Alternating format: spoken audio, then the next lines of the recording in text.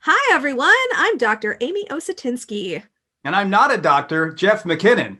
And this And is this is Speech Speech Kids! Kids! Speech Kids! Speech Kids! Speech Kids! Speech Kids! Speech Kids! Speech Kids! Speech Kids! Very exciting show today. We have an excellent guest, a friend of mine, speech competitor, coach, the Denver kid himself, Matt Zambrano, will be joining us later on in the discussion. And then we're going to be touching on a Broadway play that has since hit the Amazon Prime streams. Very excited to talk about it. We have a new segment, two new segments that we're premiering this week. So this is called Director's Notes with Amy. I am a professor of directing and a stage director, and one of the things a stage director does is give notes. And I happen to be notorious for giving lots of notes and very specific notes. My students who are listening right now are probably laughing very hard about the pages of notes that they get from me after all the runs of our rehearsals, because how it works is during a rehearsal process, the director watches and gives notes. So this is really the time for me to talk about things that are going on that I'm teaching, or that I am researching, or that I am working on in the theater. All of those kinds of things, a place for me to talk about what's going on and for Jeff and I to converse about it. And this week, one of the thing that I have been so excited about for so very long, this play that is one of my favorite things we get to talk about. So the play is Heidi Shreck's What the Constitution Means to Me. And this play was a nominee for the Pulitzer Prize in 2019. It was on Broadway in 2019 and was nominated for the Best Play Tony Award. It did not win. I think it should have. I actually don't remember what beat it. I should know these things, but this play is just incredible. And it's on the syllabus in my class, my script analysis and interpretation class, which is essentially dramatic literature class. And my students are going to read it at the end of the semester. But Amazon recorded the Broadway production. And as of last Friday, it is now streaming on Amazon Prime. And it is one of the most incredible plays of the 21st century, I would say. Just really amazing. So what it is it's, and the reason we're talking about it here, because it's also speech related. So Heidi Shreck, who wrote the play, stars in the play. She was also nominated for Best Actress in a Play. And she talks about her days in high school when she used to travel around to the, oh gosh, what are they? The Legion Hall, the American Legion Halls, and give speeches for scholarship money. And she was able to get enough money to go to college off of these speech competitions, and they were about the Constitution. And she had to give speeches about what the Constitution meant to her. And then they'd pull things out of hats, and she'd have to respond to different amendments and all of this stuff. But she won all this money for doing it. So she revisits her speech. And she also talks about the Constitution and everything she's learned about the women in her family, and essentially the ways that the Constitution has failed the women in her family, and the way that the Constitution continues to fail women in the United States at this moment, which is such a topical thing right now as we are in the middle of a presidential election that, to me, is literally a referendum on whether or not women are full citizens and should have, autonomy over our bodies and whether or not we matter. And these are all the things that Heidi Shreck's talking about in this play, but it's so funny and so well put together. And the play actually ends with Heidi Shreck debating a high school student. There are two young women who join the cast of the play on alternate nights to debate with her. And the question is always, should we completely abolish the Constitution and write a new one or not? And that they trade off and do a whole parliamentary style debate about it at the end of the play. And it's really just this incredible, amazing piece of theater that I got to see it in Chicago literally 2 days before everything shut down. I was in Chicago for conference, and this is the last piece of theater that I saw, actually second to last piece of theater that I saw in a theater before everything shut down. And just really, anyway, I could go off for hours, and I'm going to stop because we don't have hours to talk about this, but amazing piece of theater related to my students. They're going to be learning about it, and also to speech, because it's a play about speech, which is really cool. Yeah, it was interesting to watch somebody talk about paying for college by speaking at Legion halls, because any comedian in New England does the same thing, but by no means would it ever pay for college. Barely pays for the gas that gets you there. I think the Legion halls just like 15-year-old girls better than stand-up comedians. They do. There's a lot of disdain every time we're in there. It's usually happening to them. We're like, they came for the meatloaf dinner, and now they've got like, a young fresh-faced kid who's lecturing them on how they see the world. We're like, come on, man, get on board. Times have changed. And they're like, I come here to not feel attacked. Yeah, and I think that's probably why they're much more receptive to the young high school students who are evangelizing the Constitution and talking about how awesome it is. That's probably just a little more, because I get the feeling that Shreck's speech was not about how the Constitution has failed her family. I mean, I'm guessing she doesn't go by her last name like that. I mean, I am being diplomatic here. If we were talking about a man, we would most likely use the last name. That's actually a thing. And that women often you use the first name, but men will get the last name used. So I'm trying to be, but I think you're right. Yeah, but perhaps I should use her full name. Could go by Shreck. Tony Award-winning actress and playwright Heidi Shreck. There we go. Yes. Full title. It was, I had to watch it twice. That was the thing. This is not a casual view. It is quite an experience. I didn't know what I was getting myself into. Very, very dense.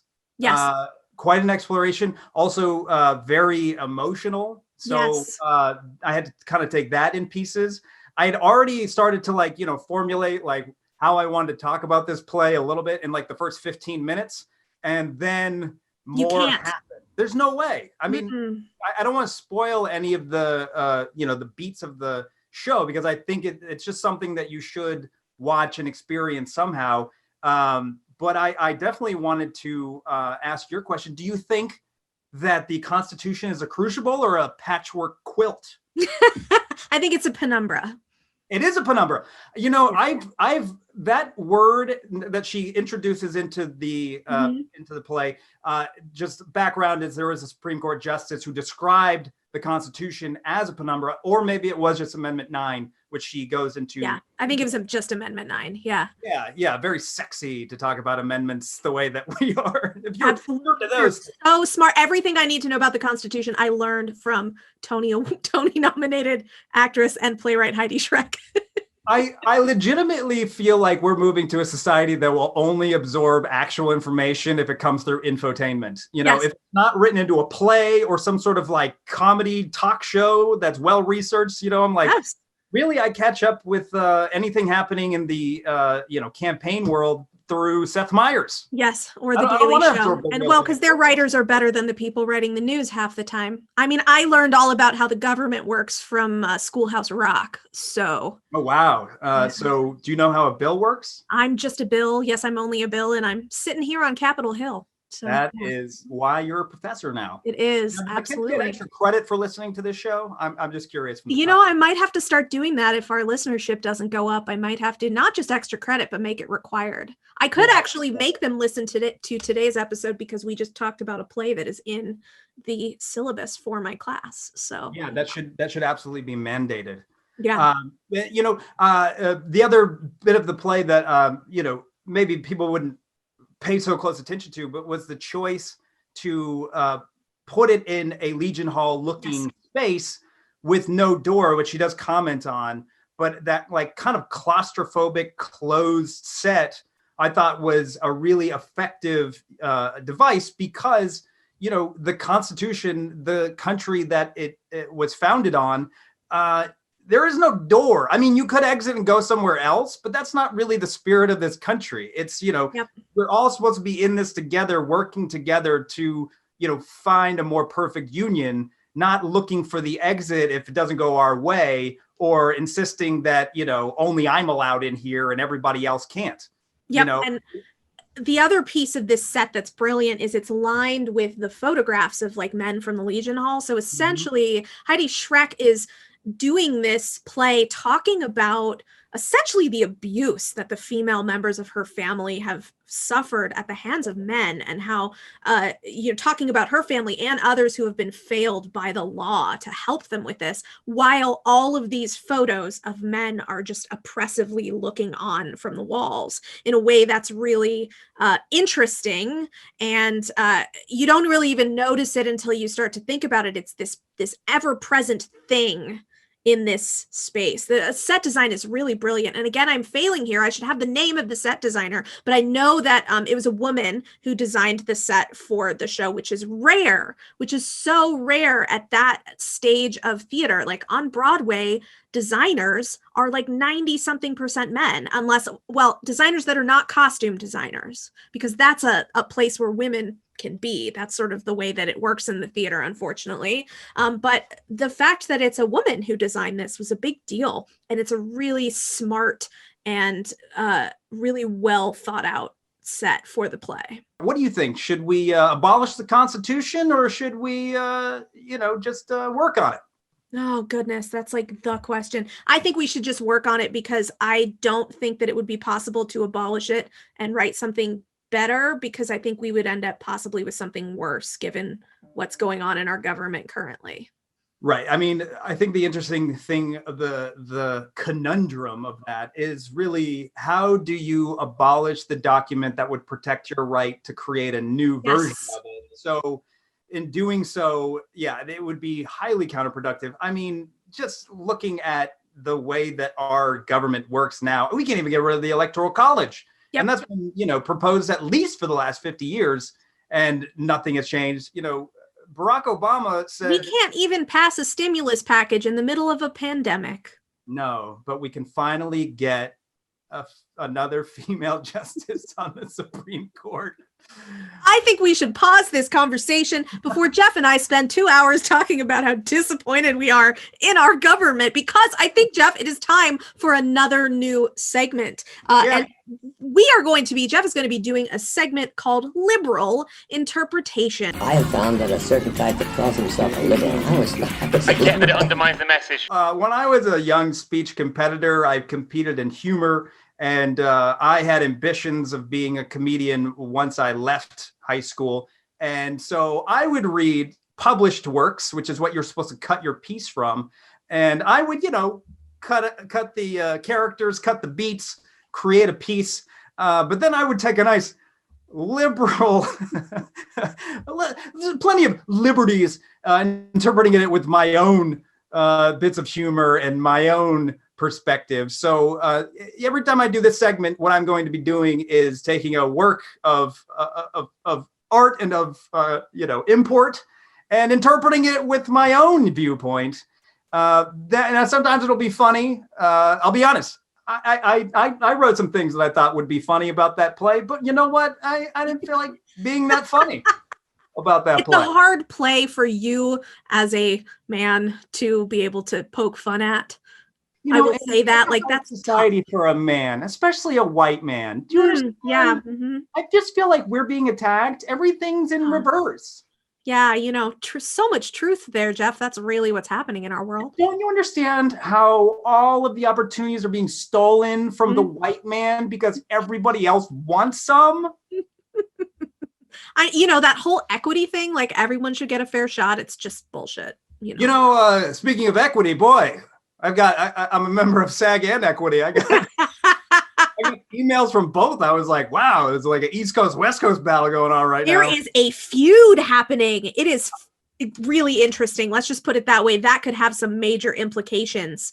I don't even know if the feud is over, but I sent an email both ways going, hey, kiddos, cut it off. Knock it off. I pay dues to both of you for some reason. I'm not working. Sorry. That's rough. Anyways, for my liberal interpretation today, I just want to read a piece I'm going to call Work in Progress. I don't know what this is. It's not quite a poem. It's just words. It is a work in progress.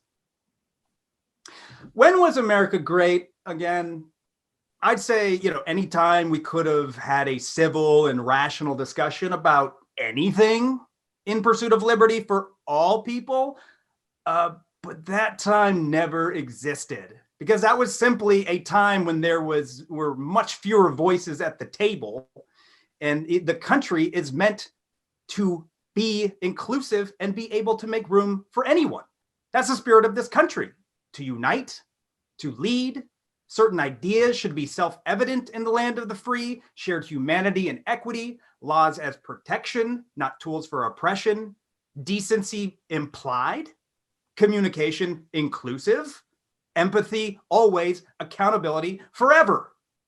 Talking community before individuality, individuality over conformity, all persons empowered to protect their needs and be imperfect, preserve their beliefs, but not impose them on others. So to disagree, to dialogue, but to not fear what others say, nor be held to their definitions, because we are a free thoughts and free speech society. If you know the truth, teach. If you don't know, learn. Understand that it is not weak to grow with new information. Judge less, hope more, and understand that you cannot conserve time and progress is inevitable. Work is what makes great, and we are always a work in progress. Thank you. That's my liberal interpretation. Jeff McKinnon for president 2028. Thank you. I think we're really thirsting for a white male candidate. I like, and I say that I should, define. I am see, and this is reductive as well, because I removed a line about labels, because that's a touchy subject. Sure. About labeling and how to be inclusive. There was a line that stood out to me in the play, where she was basically saying that how many laws do you want in the Constitution? And for the instance, like to be friends with her imaginary friend was the absurd example she gave. Yeah, she was talking about the Ninth Amendment and how the Ninth Amendment is the amendment that says just because a right isn't given to you in this Constitution doesn't mean you don't have it. Right. And to that end, it felt, it kind of, I don't know, maybe this is because I have this feeling. I am a queer person who chooses not to really adhere to any label. I just personally feel it's just counterproductive to try and say I'm this thing and that's the definition of it. I understand where that provides understanding and sort of I guess a shorthand for people to understand where you're coming from. But I just am always on the side of like eliminating as many divisive labels as possible and get as close to just being human beings as possible, which is always the thing white guys say. But but I just it's the feeling that if we create too many, if there are too many amendments to the Constitution, if there are too many exceptions to this document, if there's too much to interpret, too much to chop up, this situation is unique, this situation is particular, and we lose the spirit or the essence of it. I don't know how that works for everybody. I don't know how that helps progress or equity or any of that. So yeah. I mean, there has to be balance. And I think that's the thing that's so tough that Heidi Shreck is pointing out so well in this play, is that there isn't balance right now. And I think, like, for me, learning even just recently about a lot of the history of the Equal Rights Amendment, which is still just almost ratified. Like, we have not ratified that yet. Yeah. 30, 40, gosh, 50. So I don't know. I can't count. But however many years later. About that. How'd you learn about that, Jeff? The show on FX. Yeah. Well, but isn't that show freaking amazing? Not just the acting, the whole thing. Oh. Yeah. I mean, I knew about the Equal Rights Amendment, but that certainly taught me a whole lot about some of the players in that I wasn't as privy to. But yeah, this idea of like, our current Constitution isn't serving so many people. And the question is it not actually not serving people because of what's in the document or because of the people who are interpreting it? And I think I might lean toward the people who interpret it. Just thinking about the Ninth Amendment, thinking about some of these things that are big and broad. And then it also terrifies me that we're about to confirm a traditionalist onto the court, someone who essentially says, I interpret this as the founding fathers meant it. And I go, whoa, like, that's, how can you? I also go then, okay, so if we're going to talk about guns then, so everyone can have a musket then, right? If you're going to be a traditionalist, no, then you must be against automatic weapons. But we probably just shouldn't go down that road at all right now because we have a guest to get on here. I agree. I just want to say, just in that regard, I do feel that while I love this country and while I respect the founders of it and everyone who came before it, and that's everyone of all types, because it became what it is and continues to evolve to what it is because of everybody, the good, the bad, the whatever. And look, this is a document that was revolutionary. This is a document that is important. It's a document that has been replicated in countless other nations.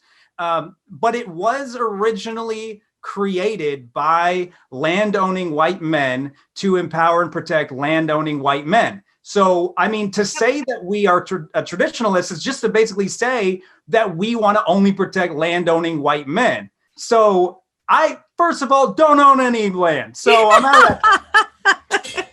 But also, I just don't like to live in a world where there is inequality, where there's unfairness.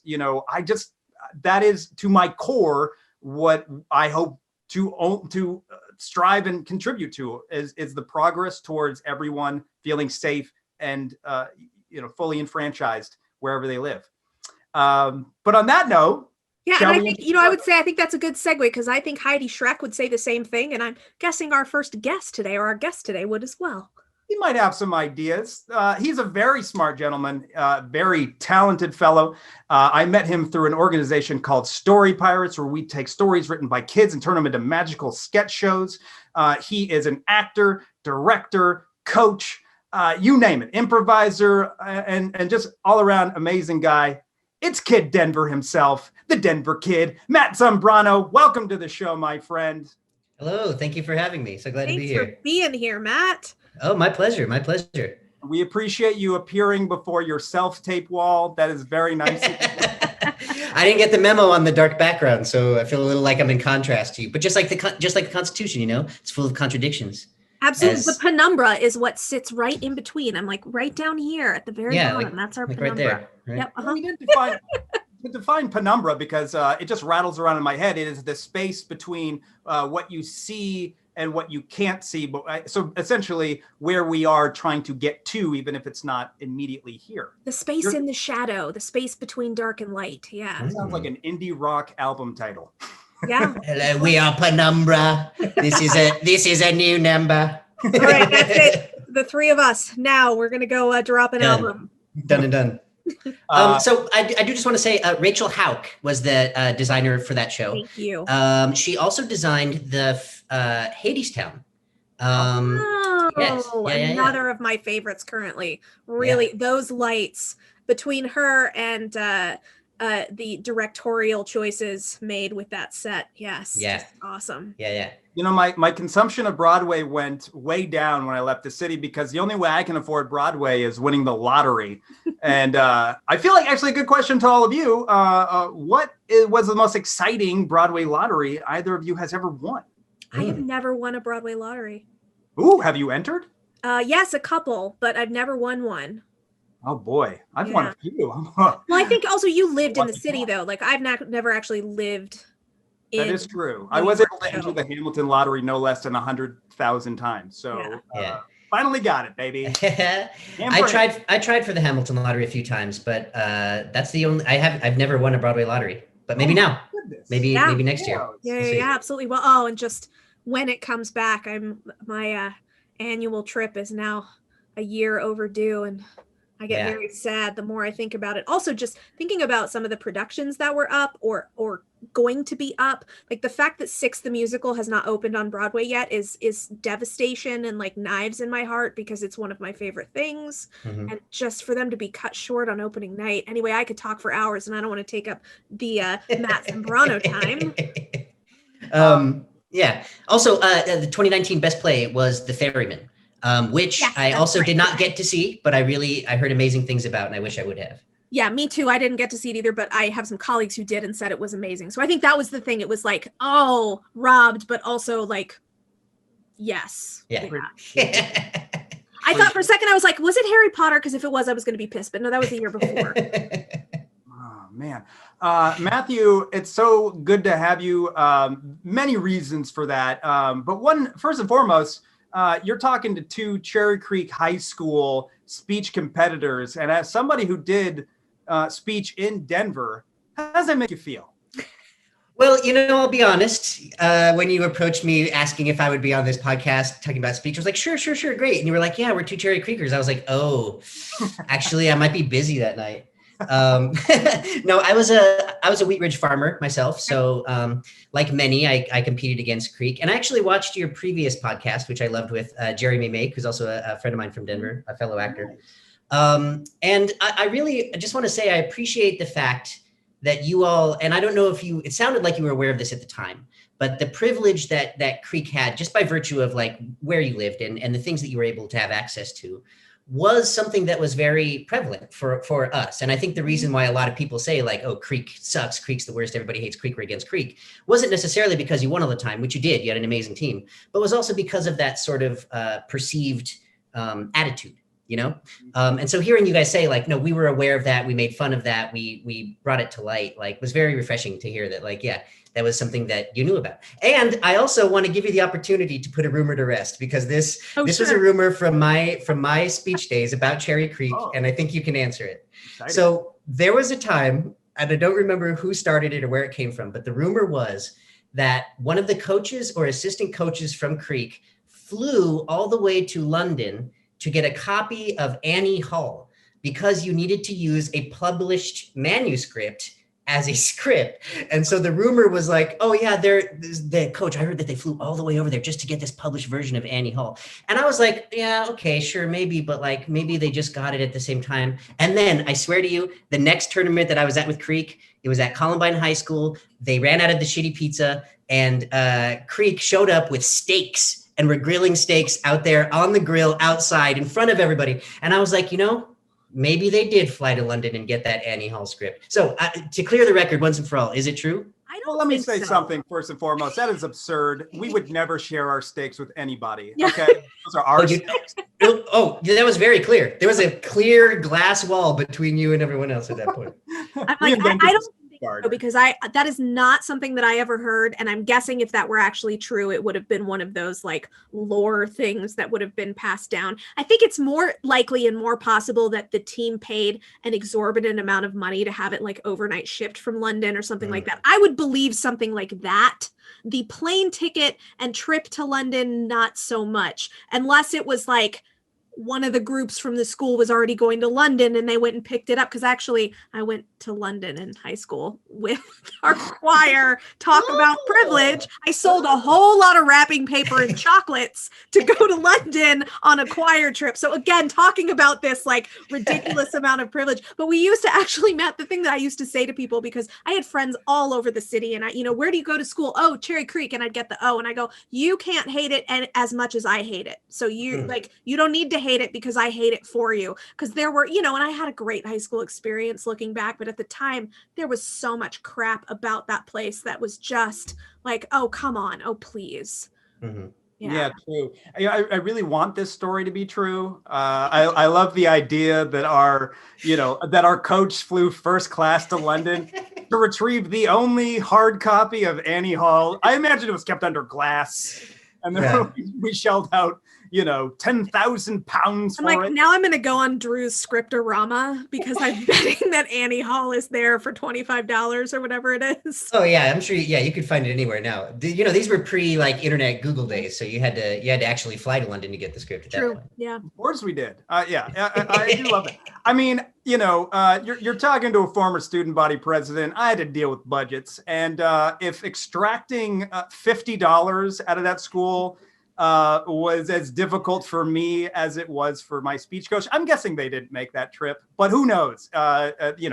Cherry Creek has its ways. There was plenty of money spilled into that football program that John Elway well, I think that's the thing too, is I'm not sure. So yes, the district is really well funded because in Colorado, all the funds come from property taxes and there's lots of wealthy people with lots who pay lots of taxes. So of course the district is well funded in comparison, but I really think so much of that money is actually coming directly from the rich people that the school itself doesn't have the money to send the coach on a first class ticket, but there are plenty of families that could buy the first class ticket for the coach to go get the kid's script from London. That I would believe, actually, that someone's parent did this or someone's parent funded this. I would believe you, actually.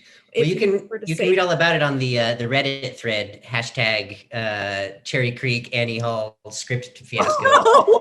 And I'm starting tonight. Okay. Ooh, the subreddits are coming.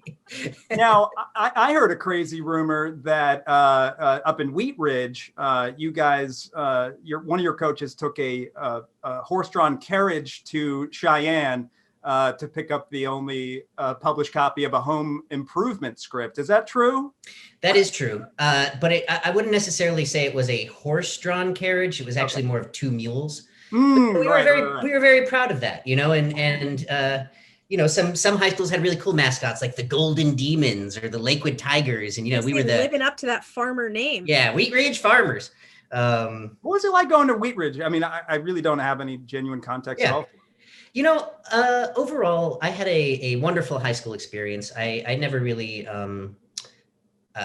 felt bad about it. It was a great school as far as I was concerned, but I was also very involved in activities and with the student body. I will say, as a Latino man and person in Wheat Ridge, which a lot of people like to call White Ridge, there wasn't a lot of diversity or emphasis on diversity, let alone learning, but just in the population. Mm-hmm. So one of the things actually that I know we're going to get to like forensic speech and debate stuff, but one of the things that I really appreciated about forensics and speech was the opportunity to read playwrights of a diverse voice. Let alone playwrights for the first time, like I'd seen plays as a kid and I'd always thought maybe I'd be an actor, but I never actually read plays or scripts before I started doing speech. And in speech found plays by August Wilson, by Luis Valdez, by like different voices that I never heard before. And that was a real gift to be able to hear and see other students performing those pieces and be like, wow, that's really cool. I wonder who that is. And so a lot of forensics gave me that different point of view. What were some of the pieces that you cut? Did you gravitate towards them, or did you? Yeah, my senior year, I did Los Vendidos by Luis Valdez as a duo piece with my partner, Dave Harper. We were the same year because I feel like I remember this. What year did you graduate? 2000. Okay, so I was 01. So yes, I remember your Los Vendidos piece. Yeah. We did it. It was the two of us. We did it together. We actually, our senior year went undefeated for the entire year. And unfortunately didn't get to go to nationals, and I'll tell you why a little bit later. But it was great. It was great to get to do that piece. But one thing I will say, Cherry Creek, for all of its humbuggery, Wheat Ridge was very notorious for recycling pieces. And I will admit to you today, here and now, that I was also one of those people who took pieces that were done the year or 2 years before me and would perform them as well. And I know that was like part of our reputation, was like, oh, those kids just do the same pieces, which is true. We did. We recycled a lot of the same ones. Well, the privilege of the Cherry Creek program that I think we recognized before was that it was a class, and that, essentially our coaches, that's what they did. Like, they weren't like volunteer teachers after school that were like throwing in extra time. They were dedicated to that. So we had filing cabinets full of old pieces. We had them like constantly looking for new stuff for us to do. So, I mean, that alone is an advantage that, if at Wheat Ridge, I don't know, did you have those kinds of resources, or how did it work? We did, yeah. Our speech coach was an amazing woman by the name of Donna Reif, who actually passed away just a couple months ago. And she had in her classroom, she was an English teacher and she was the speech teacher, and she had shelves full of plays. And then she had filing cabinets full of like manuscripts. So she like had a good idea of like, if you asked her, is there a good piece for me? She would have a good idea for what you could do. But her classroom was always open when there wasn't students in there. And she would just say, come on in, look for pieces. So yeah, we would spend hours going through there. And to your segment earlier about being liberal with the script, my junior year, I did Little Footsteps by Ted Talley as a humor piece. And I remember sitting in her room till like 6 or 7 p.m. cutting singular words and from that script and pasting them into a new section to create a couple jokes, just because I was like, well, I can interpret it how I want, and as long as it's in the script. And I was always ready. I always had the script there to be like, look, these words are in here. I found every single one. Your pieces, your cuttings always look like ransom notes. Yeah, exactly. Well, and I think I'm sitting here and I'm thinking about and remembering back to that year, to the 99 2000, and actually, Jeff, if I had not been suspended, there would have been a showdown at state between myself and Matt for duo. We were the A My Name Is Alice girls. Yes. And so we were on like different, there were a couple tournaments where you all beat us, but like districts and stuff, like there was, we were not in the same district. So there was a showdown coming between our pieces that never happened because myself and my partner got suspended the week before state for mooning off the back of the choir bus. Wow. I oddly enough, I was also, well, not oddly enough, I was in the theater department as well. And that year our tech for the musical fell that same weekend of state. So I couldn't go. However, I was also suspended, which is why I couldn't qualify for nationals in duo. No. I did qualify for Congress earlier in the year, oddly. So I still got to go to nationals that year. But I was also suspended and didn't get to go to the Nat Qualls tournament. Look at us, successful theater people getting suspended from high school. I got suspended the year that I was the student body president. And I'll tell you why. I had to also host the pep rallies. So I was a guy that kind of came out and was like, here we go, guys. We're going to do it. Homecoming, blah, blah, blah. We wrote a sketch when it was hot. It was hot to have Al Gore in your comedy repertoire, courtesy of SNL. And my impression was horrible. But my whole idea was that Al Gore speaks robotically and that he uses, terms that are not, really compatible with, say, football. And I basically, without knowing it, implied that there was a sexual relationship between the center and the quarterback. And he didn't appreciate that, nor did his father or the activities director or the principal for that matter. So this boy was out of school for a little bit. Wow. Yeah. Mine's not as exciting. You would get suspended for an unintentional. I was so astounding, and the thing was like when I said it, I heard like some of the air leave the room, and I was like, is this impression just really bad? I'll tell you what, I've leaned on quite a few impressions and voices that I developed in speech when I came to the Story Pirates team, which is where I met you, Matt. Yeah. What's your history with Story Pirates? So I moved to the city in 2012. And when I did, I had a friend who was a teaching artist for Story Pirates who said, I know you do a lot of children's theater and edutainment in Denver. And I work for this awesome company that takes stories written by kids and turns them into live sketch comedy. You should check it out. And so I went and saw a show and within 5 minutes was in love. I mean, they did Barstool, which, Jeff, they don't do that story anymore. But the premise of it is this kid sees his dog sticking his head in the legs of a bar stool and his head gets stuck and his parents come out and they're like, why would you do that? It's just plain dumb. And it's very catchy, very silly. And within 5 minutes, I was like, I want to work for this organization. Yes. Because it was just, you could tell it was just people who loved what they were doing and were honoring the words of these kids. And at the end of each of that show, they brought up some of the kids who had written original stories and interviewed them. And it was so cool just to see how inspired these kids were to want to keep writing. So I've been a performer with them and a director, and currently am working on the podcast with them. Because of COVID, we've had to obviously not be in schools anymore. We're doing a lot of live improv shows, which we call story creation zones, which are really just creative shows that we do over Zoom, which has been fun. It's good. It's nice to still exercise that muscle, and we get responses from kids and stuff. It's not the same. It will never be the same, but it is what it is for now. Well, I think it's so nice too that that your organization's doing that. There's, talking to, I have a lot of students who are working at children's theaters wherever, because we have a theater for youth program, and some of those places have been full on Zoom classes from the beginning. Some of them have sort of shuttered, and just that service to the children of the community to be able to say, it might not be ideal, but we're still going to do theater, and we're just going to do it in this weird new way, and we're going to make it happen. It's wonderful. Mm-hmm.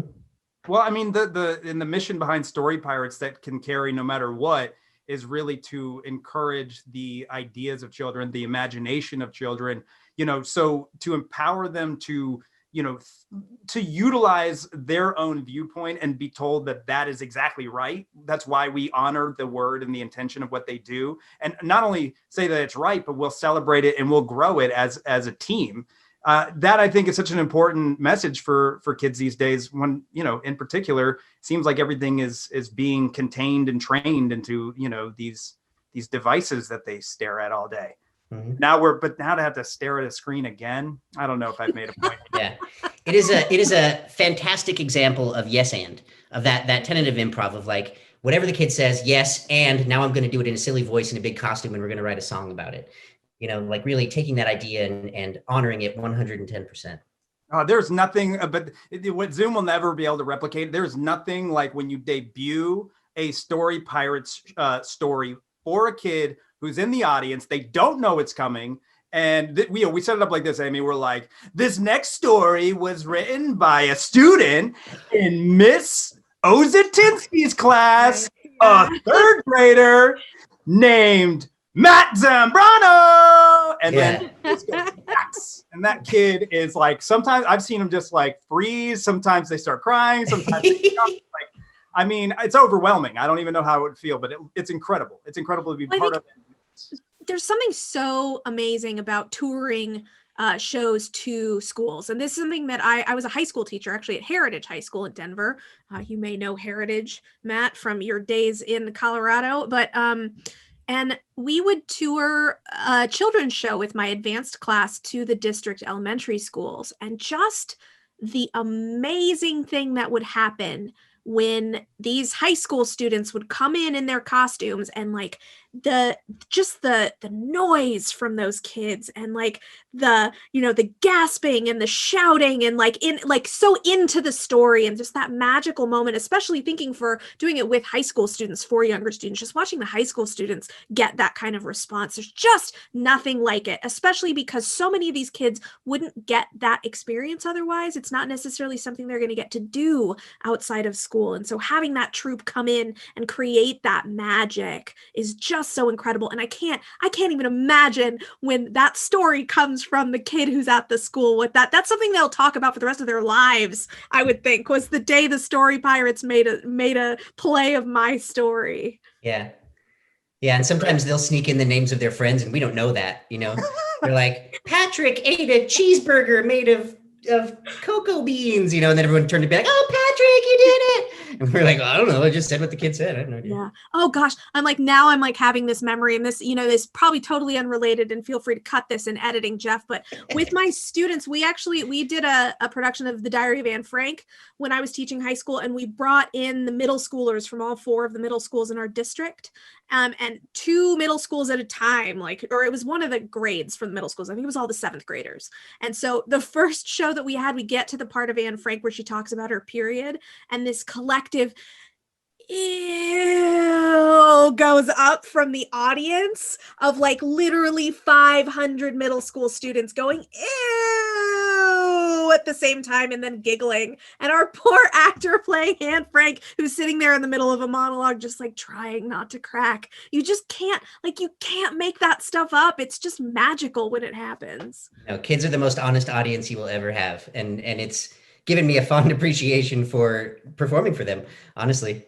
Yeah, and the podcast is not only award-winning, but quite popular. It's so well produced. I mean, we have so many incredible musicians and writers, actors, everything. So these musicians have built the very musical version of our podcast. And is it still distributed by Gimlet, or is that? It is still Gimlet. We just started season 4 of the podcast, which is great. Last year, I think one of our last guests was Julie Andrews, which was wonderful to have herself on the podcast. Yeah, which is really cool. I'm like sitting here freaking out going, oh my God.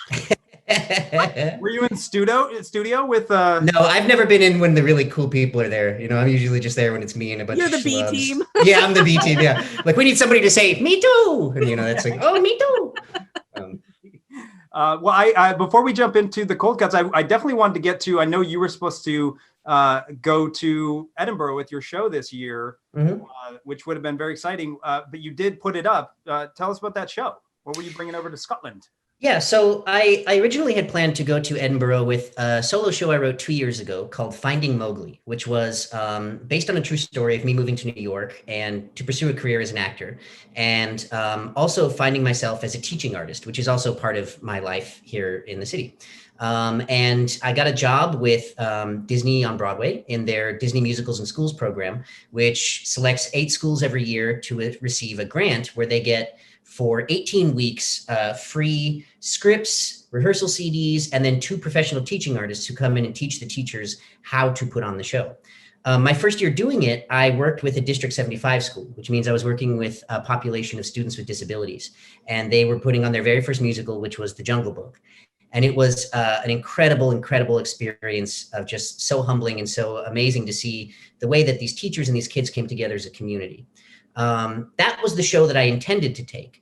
But because of COVID, we couldn't, the plan sort of got scrapped. And then a couple months later, the same venue, the Space Theater in Edinburgh, reached out and said, we're going to do a virtual Fringe. We're going to ask anyone who wants to do it, though, that they write something new and that they base it on somehow on the pandemic or on COVID. So I wrote a whole new piece that was called Wake and Sing, which was about being an out-of-work actor, trying to find ways to pay the bills, and ad I found online asking for actors to host Zoom wakes. And I wrote them and interviewed I interviewed online, and they were like, oh yeah, so basically it's like 3 hours and you're going to be, max talking with people, sort of emceeing these Zoom memorial services. And I was like, cool. And how much is it? And they were like, $35. And I was like, oh, okay, cool. An hour? And they're like, no, per wake.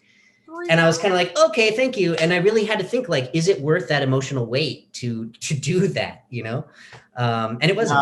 I need at least 40 if I'm gonna. Yeah. Come on, bump it up to at least 55. That just, is an extra. Yeah, wow. Why actors though? I don't understand. What, like, are you supposed to act like you knew them? Or? No, and the weird thing is that I'm an ordained reverend. Also, I've officiated over 14 weddings, and that I think that's what got me in the door, really. But I think what they wanted was people with personality and people who could speak confidently and be able to adapt in the moment. Similarly, I also want to share with you that when I was in high school, we had when I was a sophomore, we had a couple of emissaries, I guess you'd call them, from Elitch's come to our high school. And they were hiring people for a brand new organization within Elitch's called Commons Art Shops. And they did the antique photos and the caricature drawings, and they ran the fudge shop. So Elitch's is an amusement park in Colorado that's been around for a really long time. Yeah, and this was now Six Flags. Yeah, this was Six Flags Elitch Gardens a couple years after it opened. Yeah. But they went specifically to the forensics classes. And I ended up working 2 summers there with kids from Creek, with kids from Arvada West, Stanley Lake, Lakewood. I mean, it was just we were all speech kids working in these different things. So some of us knew each other, which was super cool. And that was the community, I think, aspect of forensics and speech and debate was something that I really carried with me for a very long time and still do today. That those connections that you make with people on those Saturdays for 10 to 12 hours when you're sitting around doing nothing. I met my first girlfriend there. Who went to another high school. We ended up dating for 2 years.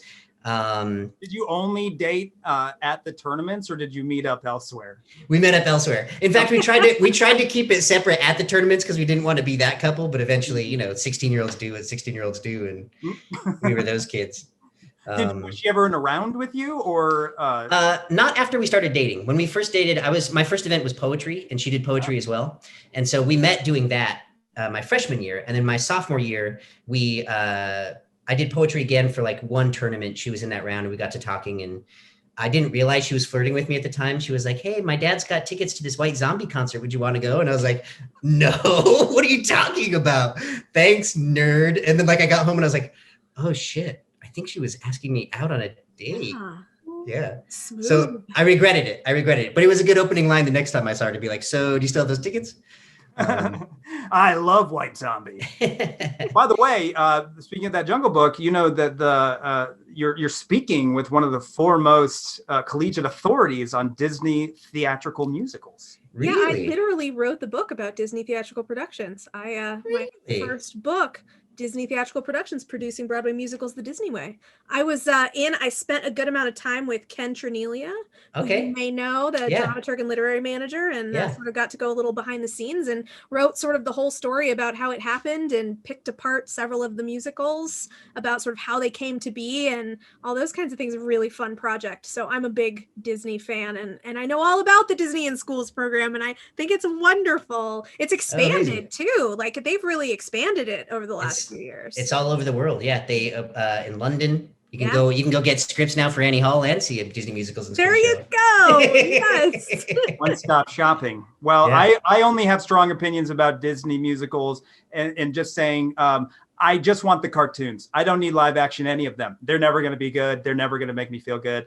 I just want to watch the originals. I agree with that, and I will confess to you all too something that if Disney people are watching, sorry, but I haven't seen the live action Aladdin or the live action Lion King. I just haven't been able to bring myself to watch it. See, you know what? And here's what I'm going to say. Aladdin, okay. I mean, I love it because I love Disney musicals, but The Lion King is one of the greatest musicals ever on Broadway. You're talking about a piece of art and an example of American musical theater. The Lion King is one of the greatest musicals ever produced. But are you talking? I mean specifically the movie, the live action movie version. Oh no, I haven't seen the live action movies either. Oh no, boo. I thought you were talking about the stage show, and I'm like, no. Yeah, I as the Disney expert have not seen either of the live action movies because why? Well, first of all, The Lion King, that's not live action. It's just now CGI instead of animation. No. Yeah. It was like too real. I was getting ready to defend The Lion King. And I was like, what are you talking about, Amy? Boo. Are you planning to head to Edinburgh next year? That's the hope. We'll see. I mean, it sort of depends on what goes on with the global climate, but ideally that's the hope. I'm sorry you missed that opportunity to lose so much money because that's that's the thing. Like we had just started talking about, all right, so we have to start our GoFundMe next week. And, we're talking $18,000 that we need to ask from people, which I have never been good at, of asking people for money in that way, even when it comes to selling wallpaper and candy bars. I was always that shy person being like, so, if you buy these coupon books, then, I might be able to go to this tournament. So like, you can do it. Well, I mean, it's quite an experience. It's worth, losing a solid $10,000 to be on those historical streets and alongside both complete lunatics from all over the world and high school kids who somehow managed to be there as well. And, sheepishly hand out wrapping paper and chocolate bars, Jeff. That is literally how those high school students are there. Wrapping paper and chocolate. Well, we should probably jump into our cold cut today. We have an extra special plan for the cold cut today. Our esteemed guest, we're going to do impromptu today. And impromptu is a form of speech that is just as it sounds. It is impromptu. So Matt, our guest here, is going to give Jeff and I a couple options of topics. We're going to pick a topic and then flip a coin for who is arguing the pro of that topic and who's arguing the con of that topic. Then we are going to do a magical podcast video land thing where we cut out the 5 minutes that Jeff and I are going to take to write our impromptu speeches while Matt patiently waits, and then we're going to deliver them, and Matt is going to tell us how awful we are. That is the plan for today. So Matt, what do you have for us? All right, so I never competed in impromptu. I did humor, duo, duet, drama, poetry, Congress, all that sort of stuff.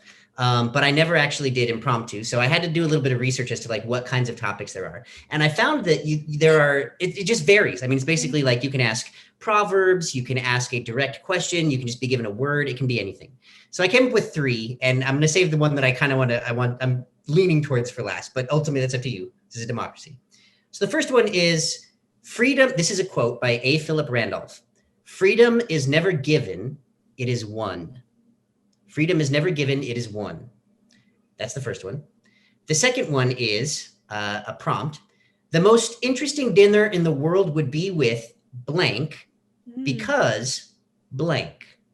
The most interesting dinner in the world would be with blank because blank. And finally, this is the hot take. Friends was not a good show.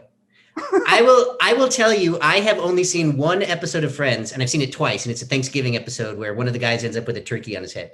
So I'm willing to be persuaded that Friends is a good show or not a good show. I don't really have an opinion on it either way.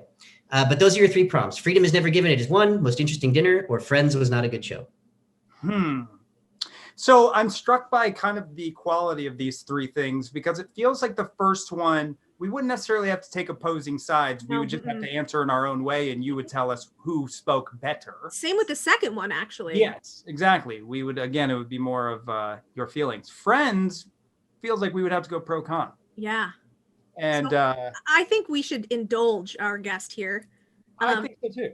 Yeah, so I think that's just fine. And I'm glad we have 5 minutes, because I'm gonna have to remember Friends. It's been a long time. But I think Jeff might have me beat there. I'm sensing a little Friends fandom on this side of the I could go either way here, which is why I'd like to know who wants to take pro, who wants to take con. I was not sure how we were going to determine that. You know what, Matt? You get to pick. You get to choose. Oh, okay.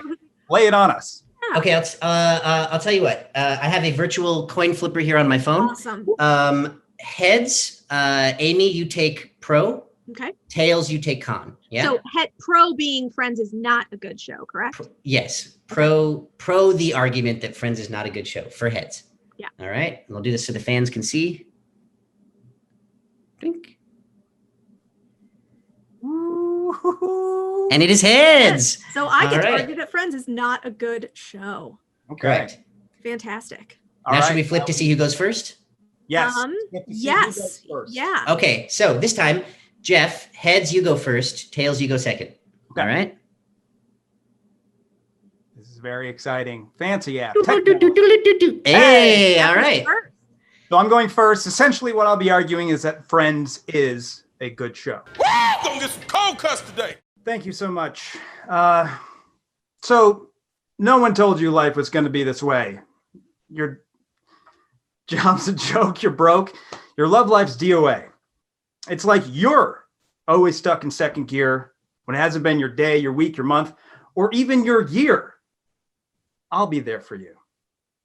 That's what you heard every single evening that you tuned in to Must See TV Thursday nights on NBC, circa 1994 to many years past when this show should have been off the air. That was the theme song to the iconic Friends. One of the worst titles for any show, period. But was it? Was it so simple, so on the nose that it was genius? I venture to say yes. Now I'm going to prove to you tonight why Friends is a great show, irrefutably. And I have simply 2 points about why that is. First point will cover the iconic seasons 1 through 4. That's all you need to know about the show at all. You don't have to judge it by its later seasons. Most shows really lose steam that way. Okay, so we're just going to take off later seasons as even a valid argument. And the second reason, simply Chandler Bing. The only character in this show with any sort of consistency, integrity, and laugh lines galore. So I'd like to first start with my first contention that the first 4 seasons of this show are iconic. Whether you've seen the show or not, you have heard plenty of things about it. No doubt the world around is aware of the iconic will they, won't they relationship between Ross and Rachel. We all hang on. We all didn't know what was going to happen. Does Rachel know that Ross has a crush on her? Does she know the ways that she was insensitive? Does Ross just need to sack up and stop marrying a lesbian who left him to have a child with another? You know, it was very complicated, actually, now that I think about it. This was high-level, multi-layered social commentary from the perspective of 6 white people in New York City. And that relationship alone, which budded out of season 1, you didn't even have to get to season 2. The magic cliffhanger was whether or not they were going to get together. You know this, and you may not have even seen this, and you know this. You may have heard of Smelly Cat. You may have heard many of the oft-quoted, oh my God, I've lost my place. You may have thought of all the many interesting moments throughout the history of the show. Perhaps you've moved with your friends and they might shout out, pivot, pivot. That is a season 4 classic from one Ross Geller, played by David Schwimmer. Underrated, I would say. There is plenty to take away. I mean, there is a reason why there is pop-ups of Just Central Perk, which is one of the best names of a coffee shop you could ever imagine. And now nobody can use it because the show copyrighted it. But that is all encapsulated in the first 4 seasons. Get all 16 DVDs and you will be enthralled and fully convinced that Friends is the greatest show ever. Stop there. Now, if you do care to carry on, the one vessel that will carry you through till the end is the greatest character in the entire show, Chandler Bing, played by Matthew Perry. Underrated in his comedic skills. I remember the tabloids calling him Fatthew Perry because he put on some pounds at one point. And that really, I think, overshadowed his catalog. He carries every single episode he's in. He's snarky. He's funny. He's got all kinds of physicalities that you're going to enjoy. And he is the only character that didn't lean into its archetype as the writers started to really define what these 6 characters were. And if you want to know what archetype means, well, archetype is when a particular character represents a certain element in our culture or our society. So they are, the geek, the nerd, the shy guy, the jock, the beautiful one, the whatever. There is various archetypes. And as the show progressed, because it got to be such an identifiable show with such an identifiable tone, it then became a parody unto itself. And that included Rachel, wonderfully performed by Jennifer Aniston. That included Monica, a very funny Courtney Cox, very sharp, very fun. But they start to become ridiculous versions of themselves. But that Chandler Bing, his integrity remains strong, even when he falls in love with Monica, which I don't understand. Now, you take this from somebody who quit on the show later on. The first 4 seasons, unlike Seinfeld, are the best. Seinfeld goes the opposite way. You got to watch the later seasons. Early ones are a little terrible. But Chandler Bing is your savior. So to sum up, the reason why this is a great show, it greeted you with one of the most cheerful, pick-me-up themes of all time by the Rembrandts. I'll be there for you. Seasons 1 through 4 are irrefutably iconic. Every episode is worth watching. And finally, Chandler Bing is one of the greatest treasures of American television. And I, at one point, used my father's generator to power my television in the mid-90s when we lost power during a storm in Colorado to watch must-see TV for the very reason that Friends was on. Thank you. Thank you very much. All right. Well, thank you to my competitor, Jeff, but you are wrong, sir. Smelly cat, what are they feeding you? Heteronormativity. I will now present to you the 5 reasons why Friends is bad. Number 1, lobsters do not mate for life. Phoebe, in the show, makes a very stupid comment to one of her friends when she meets her supposed soulmate that he's your lobster, meaning that lobsters mate for life, which then permeated into culture. There were lobster-themed weddings, lobster nonsense, all sorts of lobster ridiculousness. I mean, nothing says romance like a lobster, right? Wrong. Well, according to the New York Times, Phoebe's declaration is in fact false. Lobsters do not mate for life. So that's number 1. Number 2, the lobster nonsense is not the only bullshit. The name of the show, Friends. Well, how many of you sleep with your friends? This show single-handedly destroyed the notion that there can be heterosexual male-female friendships that are purely platonic. They're all sleeping with each other all the time. What is that? You all met some of my male friends last week. I'm not sleeping with them. No offense, Sean and Jeremy, but no, I'm not sleeping with them. All right, so on the subject of heterosexuality, Friends is a bad show because it's also so heteronormative. It's like all of this heterosexual romance, very little gayness in this show, and it is homophobic. It is a homophobic show. Apparently, according to Out magazine, there was a plot line that was shelved by actor Matthew Perry because he refused to do it, where one of the writers pitched that a B plot of Chandler sneaking into a gay bar for a tuna melt. Like this very disrespectful, weird subplot about that. So also the male characters continually show discomfort with and around and toward LGBTQ people. There are a lot of punchlines that are homophobic in this show. Number 4, Friends is the worst because of those damn baby doll tees in the late 90s. So in the late 90s, t-shirts went from being regular size, like male size t-shirts, to being cut for women. And part of this was because they made Friends tiny tees. So now all of these young women, girls, middle school, high school, wearing these little midriffy, ringer, totally unflattering, ugly, horrible, uncomfortable baby doll tees because of Friends. I had like 4 of them. They were awful.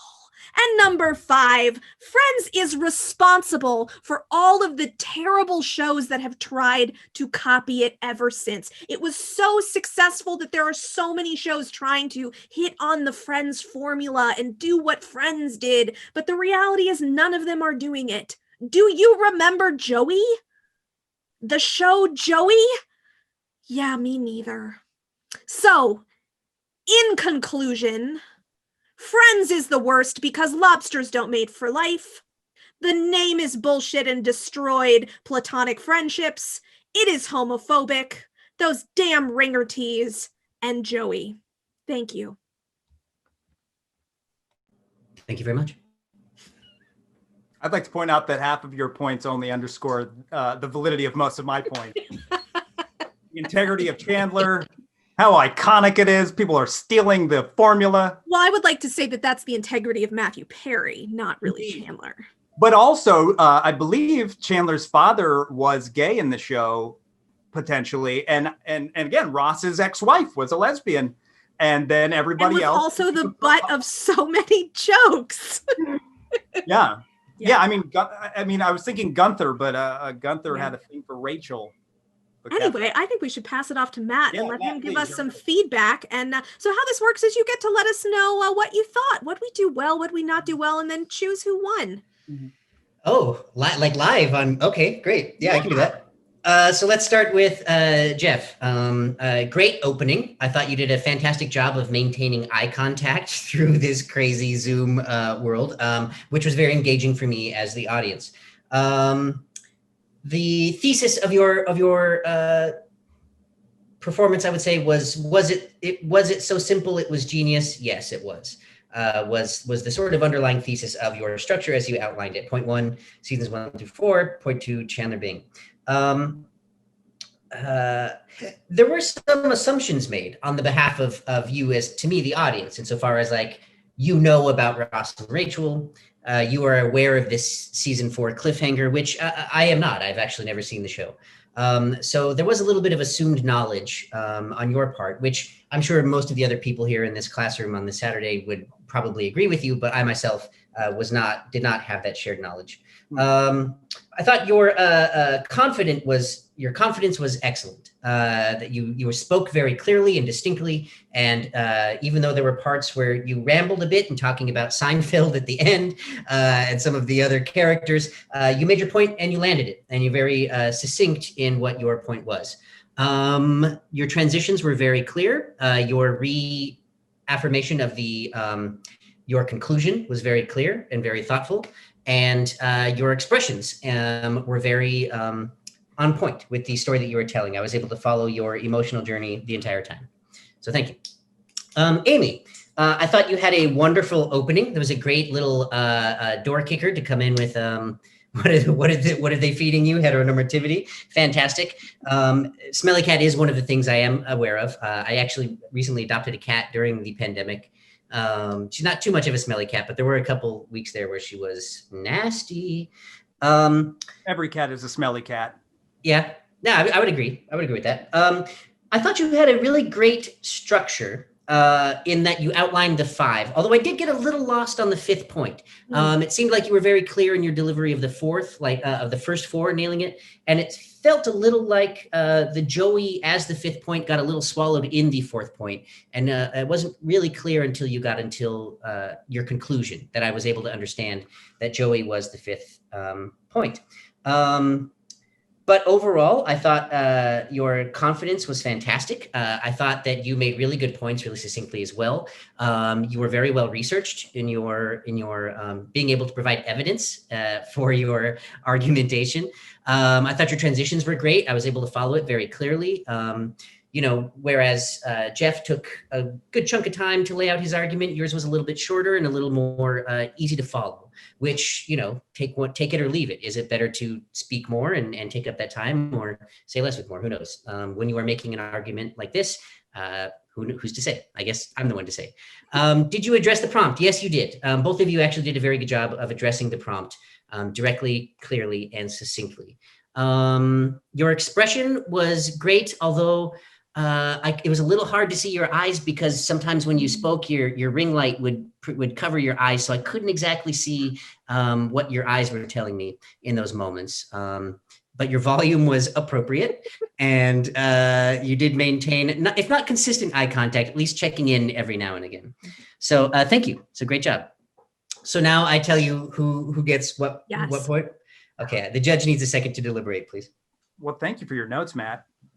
I know, so professional. I feel like it's kind of terrifying, actually. I feel like I'm back in a classroom on a Saturday in high school. Oh, well, that's just because you're talking to a quad Ruby member of the National Forensics League, NBD. All right. The judges have conferred. Getting the 2 in this round with a very solid argument and a clear, concise point of view was Amy. Congratulations. Oh. And I'm going to give the 1 to Jeff for the reasons I stated before, but also in that I felt that his argument was both impassioned and personal and connected in a way. Even though I haven't seen the show, I felt his enthusiasm come through in a way that I connected with. So Jeff, you'll be taking home the 1. Yes, you were very welcome. Thank you, Matt. And I must say that I thought that I had lost because, frankly, Amy had much more actual evidence. Well, here's the question I have to ask. Yeah. And I don't know how this works like in the actual forensics world, but in Impromptu, are you allowed to research things? Or is it just like you're in the room, you draw the card, and then you have 5 minutes to, like, in the room, write down? Is this the one with the files where you're allowed to go into your files for anything that you've brought? I think that's extempt. I think that's extempt. Hey, all right. So I might have been breaking the rules with my quick Google searching about to get some evidence. It's the professor in me. What can I say? Students, you always need evidence for your arguments. I appreciate it. And like I said, like, it really helped to create the foundation of your thing. But I was also kind of like, I'm not sure if that's allowed in Impromptu to be able to, like, go into your phone. Well, what's genuinely crazy to me is that I worshiped this show when I was a young man from about 1994 until I fell off in like 2000, and I just thought it was ridiculous. But I mean, no joke, that story about us like losing power and then turning on a generator just so that we didn't miss Friends and ER that night. And then when you gave me this prompt, I literally just blacked out. I couldn't think of a single like quote or something that I could reference. I just had like scraps, like Brad Pitt was once on a Thanksgiving episode. It was like just like little pieces that I was trying to put into a coherent argument. So I appreciate it, Matt. But well, and I think it worked out well for you, Jeff, because that's another win in your column. We're gonna have to somewhere put up because aren't we 2?